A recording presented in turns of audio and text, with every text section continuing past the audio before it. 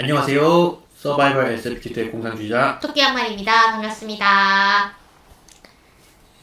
네, 저희 오늘은 이 작품 흐드러지는 봉황의 색채 다뤄볼 예정입니다. 표지가 굉장히 이쁘죠? 네. 네. 표지에서 아실 수 있는 것, 두 여인이 나온다는 것.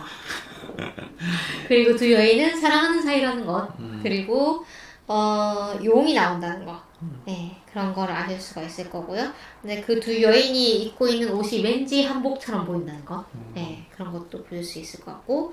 이윤하 작가님, 미국에 계시죠? 네, 네, 한국계 미국인 네. 작가님이시고, 최근에 알았는데 이분이 이제 그 F2M 트랜스젠더시라고 하더라고요. 네. 그리고 조국은 번역가님이 번역을 하셨습니다. 수학과를 졸업을 하셨다고 하더라고요. 이윤하 작가님이요? 네, 네. 통일대학에서 수학과를 졸업하셨고 네. 그다음에 수학교육 박사학위 받으셨는데 네. 이 나인복스 갬빗으로 유명하시죠. 나인복스 갬빗으로 로커스상 받으셨고 네. 그다음에 3부작이잖아요. 그게 다 휴고상에 노미네이트가 됐다고 합니다. 네. 그래서 엄청난 그런 혜성처럼 등장하시 2017년도에 로커스상을 받으셨고 네. 굉장히 그 활동하신 지가 사실 얼마 안 됐잖아요. 혜성처럼 등장하셨는데 꾸준히 좋은 작품 내주고 계시는 작가님입니다. 네. 그래서 우리나라에서는 제 생각에는 소개된 게 나인복스 갬빗이랑 요거 이렇게 두 개가 있는 것 같아요. 네. 더 있는지는 제가 찾아보지는 못했는데. 네. 그래서 네. 이 작품은 네. 그 지난번 아까 이제 쉬는 시간에 말했나요? 지난번 녹음 때 말했나요? 네, 그 나인폭스 갬빗보다는 훨씬 읽기가 쉽습니다. 네. 아까 쉬는 시간 때 말했죠? 네, 읽기가 수월하고 저는 사실 나인폭스 갬빗 읽을 때 약간 세계관을 이해하는 것부터 해서 약간 뭐라고 해야 될까요? 배리어를 좀 느꼈는데 이 작품은 그런 거는 거의 없고 거의 판타지 세계관에 좀 더 가까운 스팀펑크 느낌의 그런 세계관을 갖고 있고요. 그 다음에 어떤 나라가 어떤 나라를 식민 지배를 하고 있는, 식민 통치를 하고 있는 그런 상황이라서 상당히 우리나라와 일본, 그러니까 일본 제국주의 시절의 일제강점기 시절의 우리나라와 일본의 관계와 매우 유사한 어떤 가상의 나라들이 나옵니다. 그래서 그런 거를 이제 대입해서 보시면은 훨씬 재미있게 쉽게 이해를 하실 수 있을 것 같고요. 근데 또 완전히 똑같진 않아요. 우리나라랑 일본이랑. 그래서 그런 부분들도 같이 보시면서 읽으시면 될 것 같습니다. 일제강점기가 이제 또 주요 소재로도 촬영되고 우리나라의 어떤 민속적인 그런 것들, 네. 의복이라든가 아니면은 민화 그런 것들, 미술과 관련된 내용들이 굉장히 많이 나오죠. 미술사, 동양화와 서양화, 사실주의 기법 이런 것들도 나오고 원근법이 언제부터 이제 서양에서 들어온 거잖아요. 동양으로 이런 것들. 그 미술이라는 것이 또 마술하고 또 이렇게 결합이 되어 있습니다. 미술을 통해서 또 마술을 부릴 수가 있다. 이런 것들이 또 있고 그다음에 스팀펑크가 말씀하신 스팀펑크, 기계인간, 기계용 이런 것들이 등장을 하고요. 거기에 또 로맨스까지 해가지고 굉장히 다양한 어떤 장르들을 이렇게 엮어놓으신 그런 작품입니다. 그렇죠. 저는 읽는데 이제 굉장히 빨리 읽었어요. 그렇죠. 이틀 정도 만에 다 읽어가지고 속도감 있게 읽을 수 있는 책이에요. 그래서 일단은 스포 없이 좀 더 소개를 해드리자면은 이게 작품이 어떤 식으로 진행이 되냐면은 이 주인공이 제비라는 애인데 굉장히 좀 바보예요. 굉장히 세상 물정을 모르고 그렇죠. 굉장히 사람들에 대해서도 착각을 많이 하고 그렇죠. 그런 인물이고 약간 좀 둔하고 내가 뭐라고 할까요? 덤벙대고 좀 찌질한 면도 있어요. 쿨하지 못하고 자기만 좀 똑똑하다고 믿고 다른 사람들은 이걸 모를 거야 이렇게 생각을 하면서 진행이 돼가지고 이게 좀 약간 서술트릭, 약간 옛날에 사랑방 손님과 아저씨 같이 왜 주인공은 모르는데 뭔가 세계에 뭔가가 있고 하나씩 막 드러나는 그런 재미가 있는 그런 소설이에요. 주인공은 몰랐는데 주인공의 입장에서 소설이다 보니까 주인공은 몰랐는데 얘는 이렇게 생각하더라. 얘는 이렇게 생각하더라. 이 세계는 어떻더라. 이렇게 하나씩 한꺼번에 이렇게 드러나는 그런 재미가 있는 그런 소설이고요. 네. 주인공이 그래도 바보 같긴 하지만 기본적으로 좀 선한 그런 어떤 심성을 갖고 있는 것 같아요. 그것 때문에 뭔가 벌어지는 일들도 좀 있고. 네. 그리고 또 아까 우리나라 역사하고 결합이 돼 있다고 말씀을 드렸는데 네. 약간 켄 리우가 많이 생각나는 그런 근데 좀 약간 느낌이 그렇게 또 똑같진 않고 약간 그쵸. 다른 것 같은 네. 느낌이고 네. 이게 어떤 그 차이가 발생하는지는 잘 감이 안 잡히더라고요. 이게 뭐 그냥 1대1 대응으로 중국의 역사와 우리나라 역사가 달라서 그렇게 느껴지는 건지 아니면 뭐 또 다른 차이가 있는 건지 그거는 제가 그래서 저는 이거 읽으면서 네. 그 헤이트 게임 있잖아요. 네네. 네, 그 아날로그 스토리인가? 그게 네네. 생각이 나더라고요. 그거랑 비교해보면 네. 약간 오히려 이쪽이 이윤아 작가님이 그 어떤 한국의 문화, 역사 이런 것들을 접할 기회가 많았을 것임에도 불구하고 그 헤이트는 약간 우리나라 사람이 만든 게임 같은 느낌? 그냥 정말로 그 어떤 역사적인 부분과 문화적인 부분에 대해 좀 이렇게 잘 맞는 느낌이라면 우리가 받아들이기에 이거는 약간 서양 사람들의 시선으로 봤을 때의 우리나라 이미지. 예를 들면 색동 저고리 뭐 이런 거 있잖아요. 네. 너무 약간 우리가 생각하기에 좀 올드하고 조금 촌스럽고 약간 조금 어색한데 싶을 정도의 그런 한국의 이미지가 여기에는 조금 들어가 있지 않나 라는 생각이 저는 들었어요. 예를 들면 이제 제비라는 이름과 봉숭아라는 이름과 뭐 이런 것들이 나오잖아요.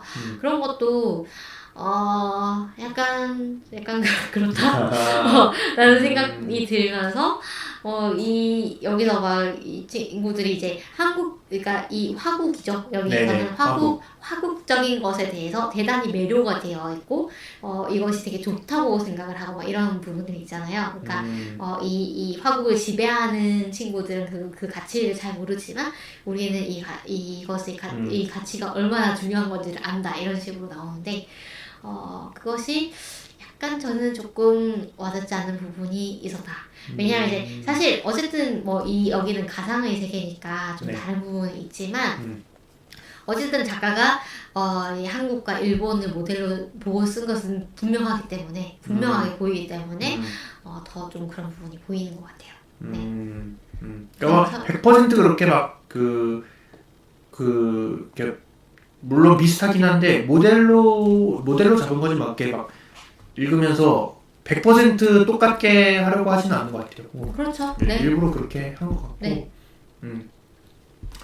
보면은 막 그런 얘기도 나와요. 식민지 사관이라고 하는 식민사관 그런 얘기들도 많이 보면은 중간에 막 동북아 공영권 이런 거 생각나는 그런 대사들도 있고 그러거든요. 네. 그런 것들도 눈여겨서 보시면은 더 재밌을 것 같습니다. 네.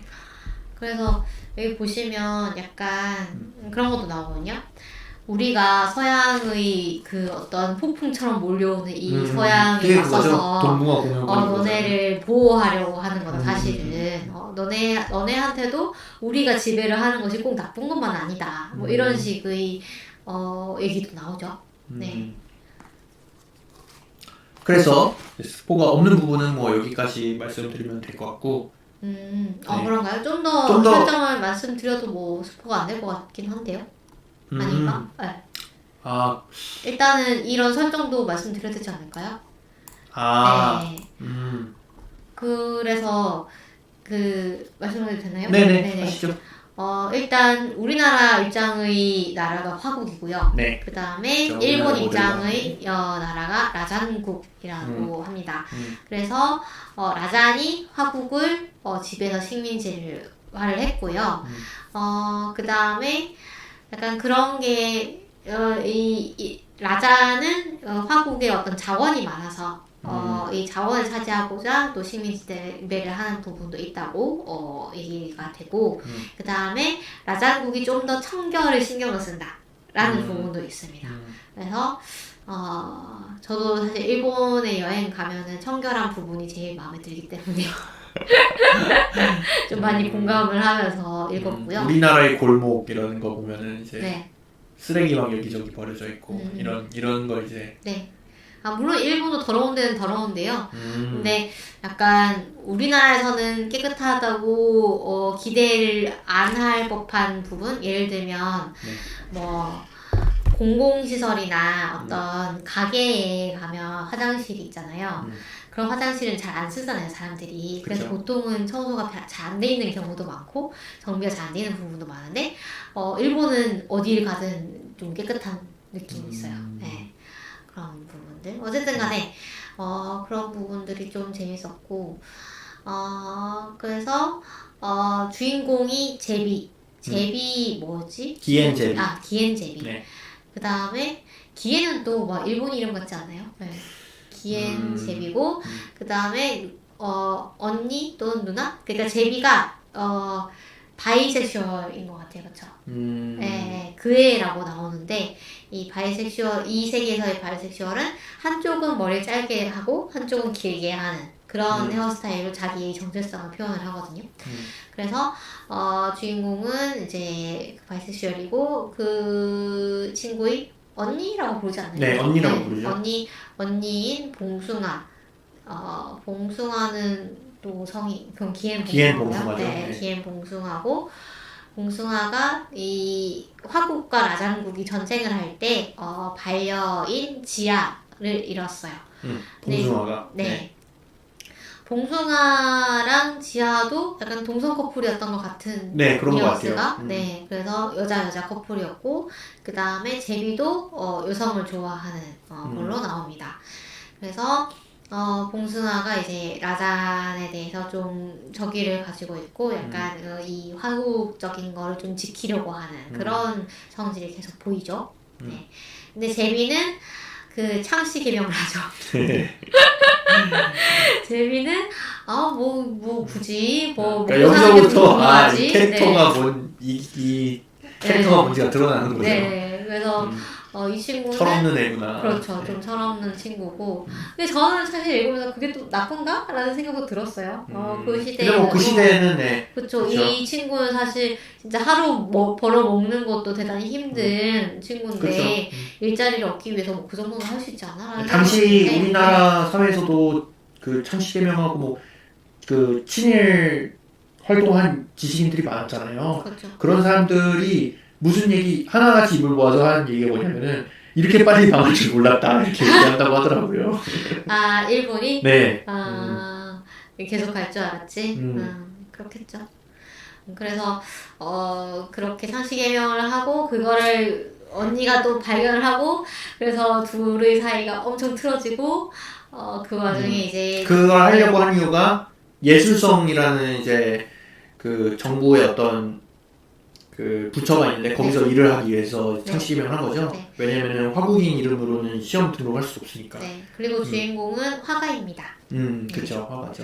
화가는 돈을 이제 벌어먹고 살기 힘들 거라는 걸 여러분도 진정을 하시겠지만 더더욱이 이제 먹고 살기 힘들어지고 있고 그래서 결국 예술성에 공모에 들어가겠다라고 생각을 매일 이제 민화 같은 거 그려서 팔죠. 호랑이 그림 맨날 똑같은 거 막 복제해가지고 그려가지고 파는데 심지어 호랑이 그림이 금지가 되죠. 네.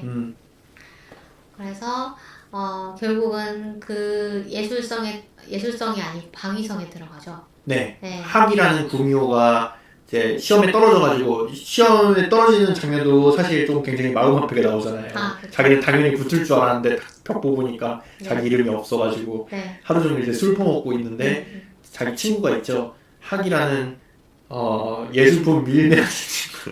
그렇죠. 밀수 매매하는 친구. 그렇죠. 약간 뭐랄까 그러니까 친일파 같은 느낌이에요. 좀 이렇게 그 화국의 전통 예술품들을 다 모아가지고 이제 그 라잔인들이 좋아할 만한 그런 물건들을 모아서 전시를 하고 판매도 하고 그래서 이제 이 화국인들 입장에서는 저 매국노 우리 걸 갖다가 이제 걔들 파네 막 이런 식으로 여겨질 만한 그런 일을 하는 친구입니다. 하나 뭐 약간 뭐 기회주의자라고 볼 수도 있고 그런 친구죠. 그 다음에 이 제비한테는 대단히 잘해줍니다. 되게 잘해주고 제비도 이 학한테 많이 도전을 하고 학이 이제 이런 자리가 있는데 여기도 좀 도전을 해볼래 해가지고 방위성에 들어가게 됩니다. 네, 들어갔더니 대단히 그 어떤 보안을 유지를 해야 되는 일을 맡게 되죠. 네. 여기서부터 이제 스포일러 경고를 좀. 첫 번째 스포일러 경고입니다. 네. 스포일러, 저희 생각해봤는데, 저희 화면에다가 뭔가 빨간색으로 이렇게 스포일러 주의를 그걸 띄우는 게 좀. 그래도 좋겠네요. 네. 지금 해볼까요? 지금 할까요? 그럼 하고 계시죠? 제가 얘기를 할게요. 이제 방위성에 들어갔는데, 하판덴이라는 장관 대리를 이제 만나게 되죠. 그 장관 대리가 이제 굉장히 무섭게 이제 묘사가 되는데, 그 사람이 이제 주인공을 지하로 이렇게 데려갑니다.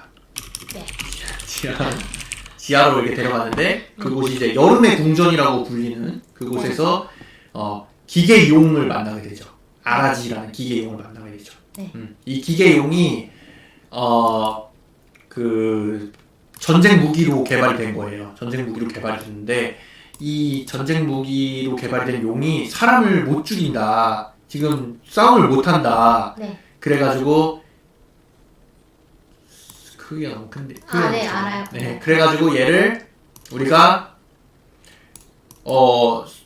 무기를 고쳐야 된다. 그래서 너를 부른 거다. 그래가지고 이제 주인공한테 얘기를 해줘. 근데 이 예술을 화가하고 그럼 이 기계용을 부리는 게 무슨 상관이 있냐 이런 의문이 드는데, 이 세계에서는 이 기계인간이나 기계용을 부리려면 그 기계용이나 기계인간한테 가면을 씌워야 되는데, 그 가면에 그려져 있는 무늬에 따라서 이 기계인간 또는 기계용의 어떤 습성이나 행동 같은 게 결정되는 거예요. 예를 들어 얘를 뭐 용기를 북돋아주고 싶으면은 어떤 용기를 주는 물감을 써가지고 어떤 형태의 이제 무늬를 그려가지고 딱 씌워주면은 용기가 생겨나고 그런 세계관인 거죠.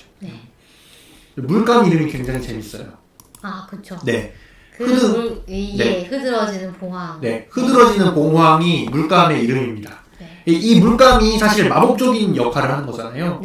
그 물감의 마법적인 능력을 얻으려면은 미술품을 부숴서 갈아서 넣어야 됩니다. 옛날에 죽은 어떤 화가나 그런 사람들의 어떤 뭐 미술품 아니면 붓, 뭐 아니면은 그 장식품 이런 것들을 이제 갈아가지고 집어 넣어야. 길게 하죠. 스포일러주의 이렇게 막 여러 줄로 하는 게 어때요? 그래요? 네, 잘 보이게. 별론가요? 네. 그렇게 해가지고 이제 주인공이 그 가면, 기계용한테 씌울 가면을 만드는 일을 하게 되는 거죠. 이 기계용을 이전에는 이세미라는 화가가 담당을 해가지고 가면을 만들고 있었는데, 이 이세미가 죽었어요. 그리고 이 이세미의 이제 옛 연인이 이제 드주가 베이라는 인물인데, 드주가 연인이었나요? 친구라고 하지 않았나요? 친구였군요. 친구가 이제 드주가 베이였는데, 이 드주가 베이가 수석 결투관이거든요. 약간 그 사무라이 이런 느낌인 것 같아요. 그래가지고 이 주인공을 감시를 하는 역으로 이제 붙게 돼요. 그래가지고 이 용과 얽힌 이야기들을 계속 이제 풀어나가는데, 왜 이세미가 죽었는지, 그리고 도대체 이 용과 관련해가지고 용 때문에 무슨 학살이 일어났다고 하는데, 그거에 대해서 아무도 알지를 못하고 주인공이 알려주지를 않는 거예요. 그래서 그걸 밝혀내기 위해서 또 가면을 씌워요. 뭐냐면은 그 울어대는 매미라는 물감이죠. 울어대는 매미라는 물감을 만들어가지고 그걸 가지고 가면을 씌워가지고 용이 말을 할 수 있게 만들어냅니다. 그랬더니 이제 용이 이제 진실을 말해주죠, 주인공한테. 사실 이 하판된 장관 대리가 이세미를 죽였다. 학살도 사실 장관 대리가 다 만들어낸 거다. 왜냐면 이 용을 만드는데 가면을 이세미가 처음에 만들어가지고 가면을 씌웠잖아요. 근데 그 가면이 이 용을 평화주의자로 만든 거예요. 평화적인 해결책을 사용할 것, 그런 것들을 이제 가면에다가, 왜냐면 얘가 엄청난 학살 무기가 돼가지고 사람들 막 죽이고 다닐 거잖아요. 그래서 그거를 자기가 그렇게 할 수가 없어가지고 용한테 이제 평화주의적인 가면을 씌워가지고 내놨던 거죠. 그리고 장관들이 이걸 알게 돼가지고 이 이세미를 죽인 거죠. 그래가지고 그리고 또 그 와중에 무슨 일이 일어나냐면 이 베이하고 또 사랑에 빠져요. 네, 베이하고 또 사랑에 빠져가지고 막 네, 난리가 나죠. 난리가 나죠. 네, 사실 그 백합물이라고 말하셨던 그런. 그러니까 그게 그러니까 대단히 그 제비가 베이를 보는 눈빛이 너무 노골적이거든요. 대단히 저 베이가 얼마나 멋있고 매력적인 여자인지를 정말 이 소설에서 대단히 많은 이 문장을 이제 사례를 해가지고 소개를 하거든요. 그래서 보고 있으면은 제가 저번에 이제 팬픽 같다고 말씀을 드렸잖아요. 그런 부분이 이런 부분이었는데 이 제비의 눈에 베이가 얼마나 매력적이고 그다음 둘이가 얼마나 잘 어울리고 뭔가 꽁냥꽁냥하고 뭐 이런 것들을 이 소설에서 특히 그런 부분을 쓸 때 뭔가 작가님이 신난 것 같은 그런 기운이 느껴져서 그랬습니다. 근데 베이가 나중에 이제 또 밝혀지는데 지아를 죽인 사람이 베이였죠. 네. 그리고 베이는 이제 어떻게 보면은 그 이 제국 라잔 제국의 앞잡이잖아요. 그래가지고 주인공이 베이를 사랑하면서도 계속 이제 그 현실 도피 거부를 하죠. 나는 그럴 수 없어 막 이러면서 그래가지고 아라지한테 이제 말을 하게 만들었는데 봉숭아하고 재회를 하게 됩니다. 그래가지고 그 자기가 있었던 일들을 다 이제 실토를 하니까 그러면 내가 너가 거기서 탈출할 수 있게 이렇게 마련을 해보겠다. 용하고 함께 탈출을 해라. 그게 너가 이 그 화국에 다시 이제 속죄를 할 수 있는 길이다. 그렇게 얘기를 해가지고 이제 그 아라지하고 용하고 탈출을 하기 위해서 이제 열심히 노력을 합니다. 용이 굉장히 저는 귀엽게 그려지는 것 같아요. 그러니까요. 네, 용이 너무 귀여워요. 모해한 캐릭터였어요. 주인공이 이제 그 엿을 지나가는데 용이 이제 그 말할 수 있는 가면을 쓰고 나서 텔레파시를 쓸 수 있어가지고 갑자기 그렇게 됐더라고요. 그래서 약간 저는 오히려 머릿속에 AI가 들어앉은 그런 느낌? 네, 그런 느낌이 들었는데 어쨌든 그 용도 기계 생명체잖아요. 그러니까 사실 AI인 거잖아요. 그래서 이 인공지능이 머릿속에서 계속 이제 말을 거는 이제 메신저가 된 느낌이 들었습니다. 어쨌든 용은 이제 그 이런 그 생명으로서의 감각 이런 것들이 대단히 궁금한가 봐요. 세상이 어떻게 생겼는지도 궁금하고. 왜냐면 당연히 시각밖에 없으니까. 네, 그래서 뭐 이런 그 미각이라든가 후각이라든가 이런 거 되게 궁금해하고 무슨 맛이야 막 좀 묘사를 해봐 막 이러면서 그렇죠. 제 생각에는 이거는 이제 제 그냥 읽으면서 설마 이런 건가 그냥 이런 어떤 뭐라 그러죠?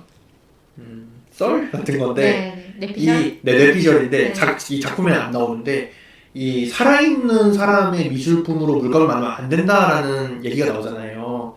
근데 이 주인공이 그 자기 책을 갈아가지고 물감으로 만들잖아요. 근데 그 책에다 계속 낙서를 한단 말이죠. 네. 그 낙서랑 뭔가 이 주인공이 아라지와 어떤 뭔가 연관되는 거랑 어떤 연관점이 있지 않을까 이런 생각이 좀 뭔가 그런 걸 숨겨놓지 않았을까 작가가. 낙서를 하는 장면이 계속 나온단 말이에요. 그렇죠. 그걸 가지고 물감을 만들었잖아요. 그게 뭔가 살아있는 사람의 작품을 가지고 물감을 만든 것처럼 됐는데 그것 때문에 뭔가 뭐 그런 텔레파시 기능이 뭐 추가로 생겨났다든가 그런 것도 있는 게 아닐까? 작품은 제대로 안 나옵니다. 제대로 나오지 않지만 아무튼 그런 설정이 숨겨져 있지 않을까 이런 생각이 좀 들었고 아무튼 봉숭아는 그 지아가 죽었을 때 몇 년 전에 죽었다고 이렇게 나왔던 것 같은데 11년이었나? 네. 그때부터 사실은 계속 독립군 활동을 해오고 있던 게 이제 밝혀졌고. 네. 이게 2차 스포일러인가요? 아닌가? 뭐 스포일러 주의 저기 태어났으니까 괜찮지 않을까요? 네. 그래가지고 아라지와 함께 탈출하기 위해서 베이한테서 이제 열쇠를 훔쳐가지고 달아나려고 하는데 하판테한테 잡히죠. 그 용을 풀어주는 그 용의 이제 다리에 다 좁새가 걸려 있어가지고 그걸 이제 열쇠로 이제 풀어주려고 하는데 그 상황에서 걸려가지고 감옥에 갇힙니다. 거기서 그래서 고문을 당하죠. 네. 그랬는데 여기서 이제 스포일러 또 얼른 드려야 될 것 같아요. 스포일러 알트 삐용삐용인데 두 번째 스포일러가 뭐냐면은 사실 베이도 첩자 역할을 하고 있었죠. 베이도 첩자 역할을 하고 있었고 사실 베이의 아버지가 대위인데 네. 아내가 그 화국 사람입니다. 아내가 화국 사람이고 이 사람들은 삼각 결혼 같은 걸 했죠. 그렇죠. 네, 삼각 연애, 삼각 결혼 같은 거 해서 이 베이 아버지와 어머니가 둘이에요. 어머니가 둘이고 그다음에 그 어머니들은 이제 그 화국 사람들이고 그래서 그 중에 한 분은 또 그 바이섹슈얼이었던 것 같아요. 네, 그래가지고 뭐 그런 배경이 있습니다. 네.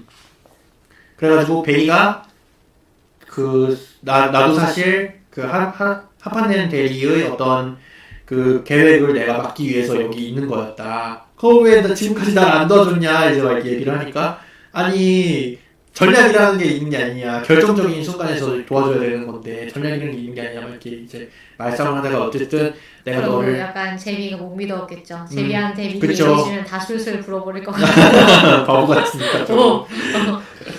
아무튼 너를 여기서 데리고 나가야 되겠다 해가지고 이제 그 제비를 데리고 용한테 가가지고 또 이제 용을 풀어주고 나가려고 하는데 거기서 또 하판된 베이가 막아서죠. 근데 여기서 베이가 이제 졸라짱 베이가 무드를 묻히려고 그러죠. 무쌍을 찍죠. 모두 다 죽여버린 다음에 하판된 장관들한테 가가지고 우리를 여기서 탈출해 주면 널 안 죽이겠다 해가지고 용을 타고 이제 날아가지고 탈출을 합니다. 날아가가지고 독립군이 활동하는 그 기지에 내리죠. 네. 거기서 이제 봉숭아를 다시 만납니다. 네. 그래서 봉숭아한테 우리를 도와라. 우리를 도와가지고 이 용과 함께 용 엄청난 전력이 될 거니까 용과 함께 우리를 도와가지고 이 화국을 다시 자유롭게 독립할 수 있도록 해라. 그래가지고 또 이제 독립군을 돕기 시작합니다. 여기부터 이제 한 뭐 2부 정도 되는 것 같아요. 앞에 이제 용과 탈출할 때까지가 1부라고 볼 수가 있는 것 같고 네. 그 이후가 이제 2부의 내용으로 펼쳐집니다. 근데 이 주인공이 이제 또 너무 심리학해요. 주인공이 사람을 뭐 해를 끼칠 수가 없어요. 그 얘기도 해야 되겠네요. 그 탈출할 때 주인공이 지진을 일으키는 거. 그렇죠. 주인공이 이제 물감을 이제 막 그 훔쳐왔는데 그 물감을 가지고 막 뭔가를 그리더니 네. 땅바닥에 탁 이제 뭔가를 하니까 벽에다가 아예 그리지 않았나요? 벽에다 그리던가요? 네. 그러니까 이 땅 자체가 일종의 기계 생물처럼 이제 작동하는 거죠. 네. 그 기계 인간에다가 가면을 씌우면 그 기계 인간이 이제 가면에 써져 있는 대로 이제 작동을 하는 건데 땅 자체를 일종의 기계처럼 해가지고 뭔가를 그리니까 갑자기 지진이 막 일어나가지고 사람들이 막 라자닌들이 이제 지진을 무서워한다고 묘사가 됩니다. 일본이 이제 사실 지진이 굉장히 자주 일어나잖아요. 그래가지고 거기서 막 라자닌이 혼비박산 도망을 쳐가지고 탈출하는 그런 그게 이제 봉숭아한테도 알려지죠. 너무 큰 일이어가지고 너가 사실 거기서 몇천 명 죽였는지 알아? 이런 식으로 얘기를 하고 그런 근데 사실 저의 생각은 일본 사람들이 오히려 지진이 일어나면 더 차분하지 않을까라는 생각을 했어요. 그러니까 실제로 가보면 진짜 그 웬만큼 흔들리는 거에서는 그러니까 이 사람들이 이제 몸으로 이제 워낙에 지진이 자주 오니까 느끼고 있는 거예요. 이 정도면 진도 몇이겠다. 뭐 이런 것도 대충 알고 그러니까 이 정도면은 이제 대피를 해야 된다 말아야 된다 이런 거를 알아가지고 그래서 뭔가 거기 보면 이제 오히려 당황하는 그런 모습이 나오는데 당황하기보다는 오히려 더 침착하게 대피를 하지 않을까라는 생각도 하긴 했어요. 어쨌든 네. 대피를 하는 모습이 도망치는 것처럼 보일 수도 있죠. 그러니까 뭐 그런 생각도 들고. 네. 아무튼 이제 주인공 일행이 그래서 독립군에 들어가가지고 뭐 여러 가지도 활동을 하기 시작했다. 뭐 여기까지 말씀드리면 될 것 같아요. 네. 이후의 이야기는 아마 직접 보시는 게 더 재밌을 것 같습니다. 네. 그러네요. 그래서 다른 얘기를 좀 더 해보자면 네. 좀 더 얘기를 해볼까요? 결말이 이제 결말 부분만 좀 얘기를 해드리면은 주인공이 도망가요. 주인공이 달 나라 뭐 천상의 존재 이런 것들이 도끼 뭐 천상의 네, 존재 뭐 이런 그런 것들이 계속 언급이 되잖아요. 네. 주인공이 용이랑 함께 달로 도망갑니다. 봉숭아가 보내줘요. 아 너는 전쟁터에서 일하기에는 너무 심약하다. 그러면서 이제 보내주죠. 베이랑 함께 가가지고 이 화국의 예술품들을 우리가 계속 글로 보낼 테니까 거기서 화국의 예술품들을 계속 지켜라. 오래 남을 수 있게 지켜라. 이렇게 해가지고 보내주거든요. 그래가지고 결말은 좀 약간 그 열린 결말로 좀 끝나는 느낌이 있어요. 약간 아쉽게 끝나요. 그래서 아니 왜 더 없어 이런 느낌으로 좀 끝나가지고 조금 아쉬운 느낌이 있습니다. 그럼 결국 화국의 독립을 뭐 하는지 뭐 이런 거 네 그런 건 안 나와요. 네 안 나오고 오히려 날아가는데 네. 그 서쪽에 있는 나라들에서 군함 떼가 이렇게 나오는 장면으로 끝납니다. 와 라잔국의 말이 맞을 수도 있겠다 이렇게 주인공이 생각하면서 끝나요. 그렇구나. 근데 그 달나라로 가는 게 약간 그 이 모든 갈등을 약간 회피하는 그렇죠. 그런 느낌이기도 하네요. 뭐 답이 없긴 하지만 이 친구들이 뭐 둘이서 뭐 이거를 뭐 독립을 이뤄낼 수도 있는 것도 아니고. 네. 그래서 저는 그 이 설정 중에 그 가면에 그림 그리는 거 있잖아요. 그게 좀 재밌었는데, 그러니까 프로그래밍이랑 비슷한 어떤 원리를 이제 쓰시더라고요. 예를 들면 모순되는 명령을 내리면 안 된다. 뭐 또는 뭐 그 선택의 여지가 있게 만들면 안 된다. 얘네들이 이제 딱 이렇게 우리가 예상 가능한 그런 논리로 이제 행동을 하도록 우리가 잘 이 선택지를 쪼려가지고 이제 지시를 해야 된다. 뭐 이런 부분들이 좀 프로그래밍이랑 닮아가지고 재밌었습니다. 주인공이 일부러 이제 선택의 영역을 남겨버리죠. 용한테서. 그렇죠. 네. 그게 어떻게 보면 약간 주인공의 그 선한 면 이런 것들을 좀 보여주는 것 같기도 해요. 너에게 자유의지를 줄게 이렇게. 네. 그리고 아까 그 물감의 이름 이런 것도 저희가 재밌다고 말씀드렸는데 뭐 예를 들어 막 용의 미궁 이런 물감 나오는데 이게 어디에 쓰이는지는 안 나와요. 네. 용의 미궁이라는 물감이 나오고 피의 원은 이제 충성심을 주기 위해서 피의 원이라는 물감을 용한테 사용했다.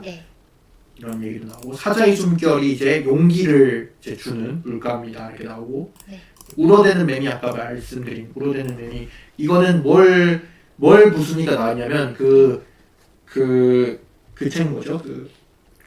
그 국부론인가요? 그 뭐라고 그러죠?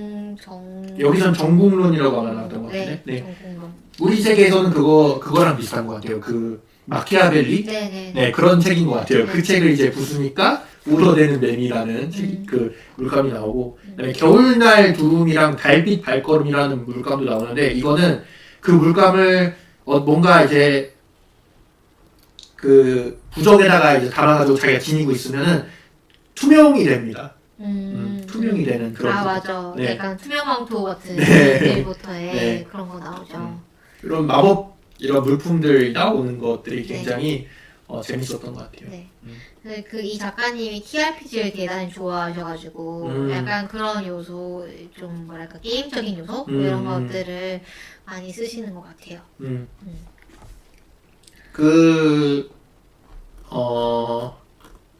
나인복스 갬빗이 TRPG로도 발매가 됐다고 하더라고요. 그래요? 작가님의 꿈이 이루어지셨네요. 성덕이 되셨군요. 네. 안 풀린 떡밥도 굉장히 많이 있거든요.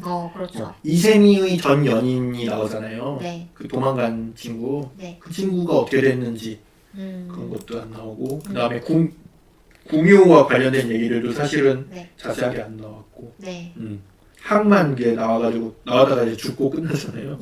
그런 것도 이제 안 나왔는데 혹시 뭐 이게 뭐 다음 작품이나 다른 작품으로 연결이 될지 그런 것도 좀 궁금한 것 같아요. 사실 구미호가 나온 거는 나인폭스 갬빗의 팬을 위한 팬서비스가 아니었을까라는 생각도 들 수 있긴 하네요. 나인폭스 갬빗에서 구미호가 나오죠? 나오나요? 모르겠어요. 전 초반만 읽어가지고 초반만 읽었을 때는 공유라는 캐릭터가 나오는 것 같은데 그 실제 그래요? 공유인지 그거는 저도 모르겠는데 네, 캐릭터 자체가 나오는 것 같아요. 어쨌든 나인폭스 게임이시니까 네. 나오긴 할 것 같아요. 그래서 대단히 뭐 그냥 부담 없이 읽을 수 있는 책이었던 것 같습니다. 네. 그리고 사실 봉숭아가 네. 투철한 그 독립군으로 그려지는데 네. 그게 좋게만은 안 그려지잖아요. 굉장히 모순적인 느낌으로 그려지는 것 같아요. 네, 대단히 이제 이 제비한테 친한 친구를 막 이용을 하기도 하고 그다음에 뭐 약간 뭐라고 해야 될까요? 가족의 좀 비정하다고 해야 되나? 가족보다 그리고 마지막에 가면은 그게 진심이 아닌 게 밝혀지긴 합니다. 그런가요? 그래서 그런 부분들이 약간 좀 이 작가가 캐릭터를 좀 입체적으로 그리려고 했다라는 느낌을 받았던 게 독립은 무조건 좋은 거고, 독립군은 무조건 착한 거고, 이 라자니는 무조건 나쁜 거고 이런 이분법을 조금 타파하려고 한 게 아닌가라는 생각이 드는 게 하칸덴도 사실 막 그렇게 막 악랄하게 나오지는 않잖아요. 그러니까 자기 일에 되게 충실하고 뭔가 조금 카리스마 있고 이런 인물로 나오지.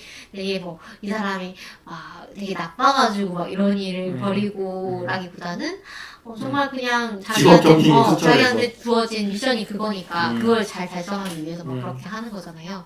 그래서 그런 부분들을 좀 균형 잡힌 시각으로 보고 있는 것 같기도 하다라는 생각도 들었습니다. 약간 네. 그 반전적인 그런 느낌이 더 드는 것 같아요. 그래서 반전주의적인. 네. 그래서 우리는 약간 그 민족주의적인 이런 특히 이런 시민 지배와 이 독립의 이런 이야기에서는 좀 민족주의적이고 좀 약간 피가 끓어오르고 막 이런 쪽의 이 서사에 되게 익숙하니까 이걸 읽으시면서는 약간 너무 지배자 쪽 이 시선 아니야? 라고 느끼실 수도 있지 않을까 하는 생각도 좀 들긴 했어요. 어쨌든 주인공이 상당히 우리가 그 감정이입을 잘 할 수 있을 만큼 허술하고 흔들리고 그다음에 왔다 갔다 하고 막 이런 인물이라서 저는 오히려 좋았습니다. 네. 맞아요. 네. 그럼 여기까지 다루면 될까요? 네. 네. 저희 방송은 팟빵, 아이튠즈 팟캐스트, 유튜브, 스능드 살롱, 그다음에 스포티파이에서 들으실 수 있고요. 네.